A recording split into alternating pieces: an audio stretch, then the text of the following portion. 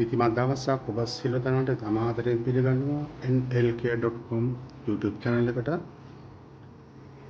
අද දවසේ අපි කතා කරන්නට බලන්නට යනවා තම කාලෝචිත මාතෘකාවක්. ශ්‍රී ලංකා දේශයේ වෙන දිනවල බහුලව කතා බහ වෙන්නා වූ මාතෘකාවක් ළමා උපචාර සම්බන්ධ. විශේෂයෙන්ම අපි දකිනවා සමාජ මාධ්‍ය තුළ වැඩියෙන් බහුලව මේ පිළිබඳව කතා බහ වෙනවා. මොනවද සුදු බයිබලයේ දරුවන් සම්බන්ධව අපිට උගන්වන්නේ? මතේ සුභාරංචි 19 වෙනි පරිච්ඡේදයේ 13 වෙනි පදයේ සිට 15 වෙනි පදය දක්වා අපි කියවන්ට යනවා. ඒකර උන්වහන්සේ විසින් දරුවන් පිට අත්තබා යාඥා කරන පිණිස ඔහු උන්වහන්සේ වෙතට ගෙනෙන ලද්දෝය. ගෝලයෝ ඔවුන්ට සැරකලෝය. ඒත් යේසුස් වහන්සේ කතා කොට දරුවන් නොවලක්වා මා ළඟට එන්ට ඉඩ හැරපල්ලා. මක් නිසාද? ස්වර්ග රාජ්‍ය මෙවදුවන්ගේ යයි කීසේක. උන්වහන්සේ ඔවුන් පිට අත්තබා එතනින් පිටත්ව ගියසේක. ප්‍රිය සහෝදර සහෝදරිය, යේසුස් වහන්සේ දරුවන් පිළිබඳව ඉතාම වැදගත් ප්‍රකාශයක් මේ ස්ථානයේ කියනවා. උන්වහන්සේ පුංචි දරුවෝ පෙන්නලා කියනවා, නැත්නම් ළමයි පෙන්නවලා කියනවා, මක් නිසාද ස්වර්ග රාජ්‍ය මෙබඳුන්ගේ යයි කියලා.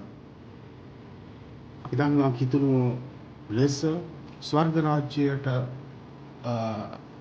රාජ්‍යයේ තරම් වටිනා තවත් දෙයක් අපිට නැහැ. අපේ එකම බලාපොරොත්තුව ස්වර්ග රාජ්‍යය. අපේ කිතුණු ජීවිත අවසානයේ. මේ ස්ථානයේ කියන්නේ උන්වහන්සේ මොකද්ද? ස්වර්ග රාජ්‍යයට යමෙකුට යන්න ආසාවක්, පැතුමක් තිබෙනවා නම් ඔවුන් සූදානම්ව වෙන්නට අවශ්‍ය වෙනවා. මෙන්න මේ වගේ කුඩා දරුවෝ වගේ. අපි දන්නවා දරුවන්ගේ සිත් තාම පිරිසුදුයි. ඉරිසියාවක් බාහිරයක් නැහැ. බොහොම කාරුණිකයි, දයාබරයි. ඊටම හොඳ මානවීය ගුණාංග තිබෙන දරුවන් තුළ යේසුස් වහන්සේ අපේක්ෂා කරන ගුණාංග තිබෙන උන්වහන්සේගේ වචනේ ප්‍රකාරව උන්වහන්සේ උගන්වා තිබෙන ලෙස ඒ ගුණාංග පිළිටවා තිබෙන්නේ දරුවෝ තුළ, පුංචි ළමයි තුළ. ඒ නිසා උන්වහන්සේ කියනවා මේ අය වගේ වෙන්න, මෙබඳු අය වගේ වුණොත් විතරයි ස්වර්ග රාජ්‍යයට යන්න පුළුවන් කියලා. හැබැයි දවසේ අපි දකිනවා බොහෝ බාධාවන් දරුවන්ට තිබෙනවා. දරුවෝ යේසුස් වහන්සේ වෙතට ඒම වළක්වන්නා වූ බොහෝ බාධාවන් අපි දකිනවා. අපේ රටේ ළමා අපචාර සම්බන්ධව ඉතාම බහුල ලෙස කතා බහ වෙනවා. දරුවන්ට නොඑක් අඩත්තේට්ටම් හිරිහැර කරන්නා වූ යුගයක අපි ජීවත් වෙන්නේ. ඔවුන්ට තමන්ගේ අධ්‍යාපන කටයුතු, ඔවුන්ගේ අනාගතය සකසා ගැනීමට නොහැකි ලෙස උදව් උපකාර කිරීමට පවා වැඩිහිටියෝ මැලි වෙනවා. සමහරවිට අපි දකිනවා නිවෙස්වල තමන්ගේ පියවරුන් අතින් තමන්ගේ දරුවන්ව දූෂණය කරන්නා වූ ආකාරය, පුංචි ළමයි දූෂණය කරන්නා වූ ආකාරය මේ ළඟදී සමාජ මාධ්‍යයේ ගොඩක් ප්‍රචාරය වුණා එක සිද්ධියක්. ඒ තමයි මව සහ පියා තමන්ගේ දරුවෙක් දූෂණය කරලා විනාශ කරපු විදිය. මම බලාගෙන ඉන්න මව ඉදිරිපිට තමන්ගේ ස්වාමි පුරුෂයා නැත්නම් දරුවගේ පියා ඒ දරුවව දූෂණය කරනවා. මෙවැනි මහා අසීලාචාර සමාජයක් දක්නට ලැබෙන්නේ, අප ගත කරන්නේ, අප ජීවත් වෙන්නේ එවැනි සමාජයක. ඔබේ මගේ වගකීම මොකද්ද? කිතුණු හෝ වේවා, කිතුණු නොවන අය හෝ වේවා, බෞද්ධ අබෞද්ධ, ඉස්ලාම්, හින්දු, මේ ඕනම සමාජයක ඕනම ආගමක් අදහන්නා වූ ප්‍රබුද්ධ ජන කොටසක් ලෙස අපි කොහොමද අපේ දරුවන් දැක බලාගන්නේ? පුංචි කාලේ ඉඳලම දරුවන්ව ආරක්ෂා කරගන්න අවශ්‍යයි. ඔවුන්ට මඟ පෙන්වන්න අවශ්‍යයි. මේ දුස්සීල සමාජය තුළ ජීවත් වෙන්නේ කොහොමද කියලා. දැන් පූජක සහ පූජ්‍ය එහෙම නැත්නම් යම් වගකීමක් දරන්නා වූ අය විශාල වශයෙන් ඔවුන්ගේ සිත්වලට ධාරණය කරගත යුතුයි. දරුවන් ගැන, දරුවන්ගේ අනාගතය ගැන, ඔවුන්ගේ නොයෙක් කාම අවශ්‍යතාවයන් සපුරා ගැනීම පිණිස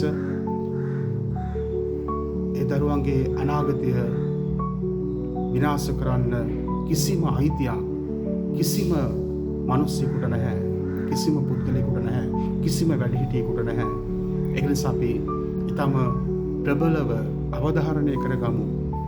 දරුවන් සම්බන්ධව අපි තිබෙනා වූ වගකීම, අපි තිබෙනා වූ යුතුයකම කුමක්ද දරුවන් ගැන? අපිට වගකීමක් තියෙනවා දරුවෝ රැක බලා ගන්න. ඔවුන්ගේ අනාගතය ආරක්ෂා කරන්න, සුරක්ෂිත කරන්න. රාජ්‍ය මට්ටමින් හෝ වේවා, පුද්ගලිකව හෝ වේවා, පෞල් පසුබිම තුළින් හෝ වේවා, ආගමික සංස්ථාව තුළින් හෝ වේවා, විශාල වගකීමක් තිබෙනවා අපේ රටේ දරුවන් ආරක්ෂා කරගන්න. ඒ වගේම ඔවුන්ට නිසි මඟ පෙන්වීම ලබා දෙන්න.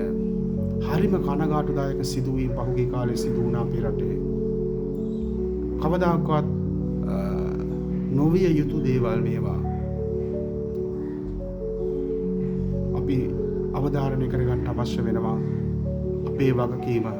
සමාජය යහපත් මාවතට ගෙනීමට උත්සාහ කරන්නා වූ පූජක පක්ෂයක් ලෙස අපගේ වගකීම අපි අවධාරණය කරගන්න අවශ්‍ය වෙනවා.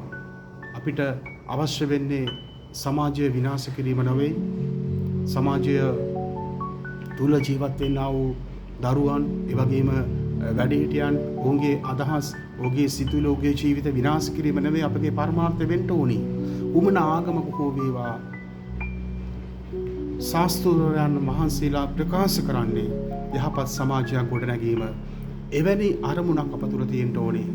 භික්ෂුන් වහන්සේලා හෝ වේවා, දේවගතිවරු පියතුමන්ලා හෝ වේවා, මෞලවීතුමන්ලා හෝ වේවා, උරක්කන්තුමන්ලා හෝ වේවා, කවුරු හෝ අපගේ වගකීම වෙන්න ඕනේ සමාජය නිසිමාවතට ගෙනීම.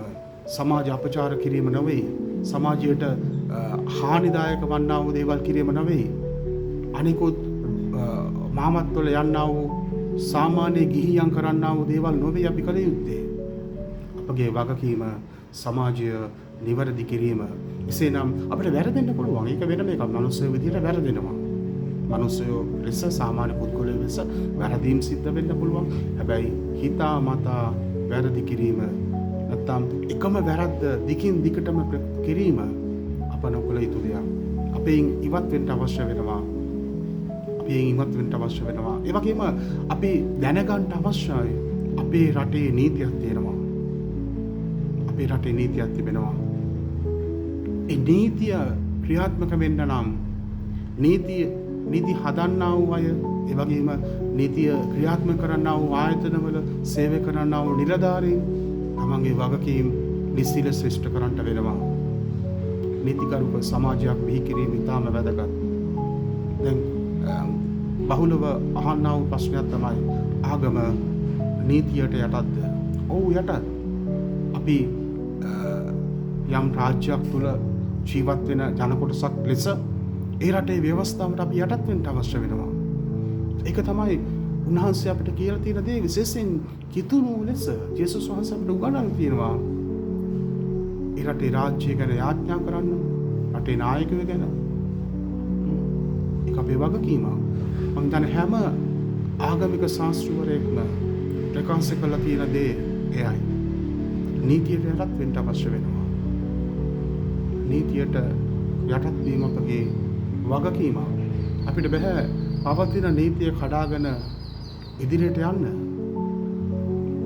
ඒ නීතියේ සාධාරණ පැත්ත වෙනම එකක්. අපිට ඒක වෙනම සාකච්ඡා කරන්න පුළුවන්. හැබැයි කිසිම පුද්ගලයෙක් නීතියට උඩින් යන්න බෑ. අපි දකිනවා අපේ රටේ වර්තමාන ජනාධිපතිවරයා දැඩි උත්සාහයක යෙදෙනවා සමානව නීතිය හැම කෙනෙකුටම නීතිය සමානව ක්‍රියාත්මක කරන්න.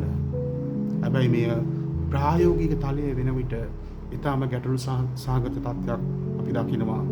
නීතිය ක්‍රියාත්මක කරන්නා වූ නිලධාරීන් මෙයට කෙතරම් දුරට අවනත වෙලා තියෙනවද කියන ගැටලුව අපි දකිනවා. පසුගිය කාලේ වුණා වූ සිදුවීම් නිසා. ඒක නිසා මේ දවසේ අපි මෙනෙහි කරමු අපගේ වගකීම. දෙවියන් වහන්සේ අපි ඉගෙනකාට විශාල වගකීමක් දීලා තිබෙනවා.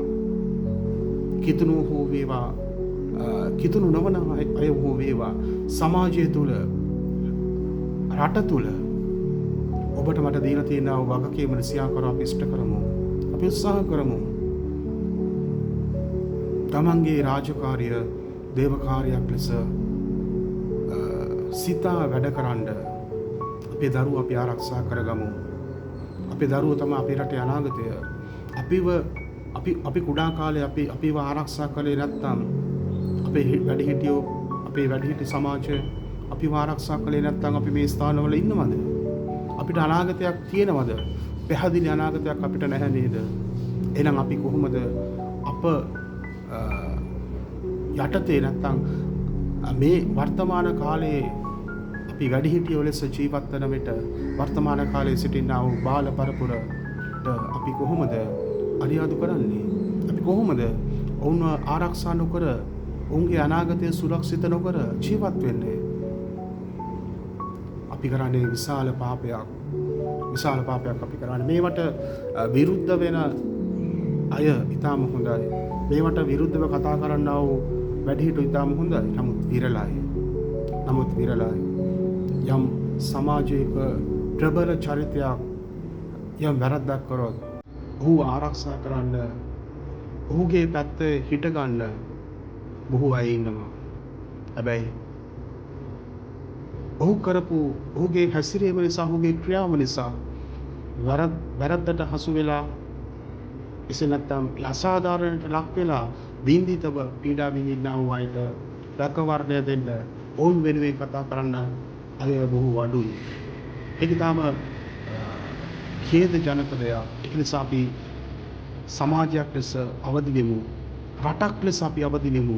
අපේ රටට අනාගතයක් අවශ්‍යයි. අපේ රට දියාරු කරන්න බෑ තවත්. අපි විඳ මේ දුක වේදනාව තවත් කෙනෙකුට අපේ ඉදිරි පරම්පරාවට උරුම කරන්න දෙන්න බෑ.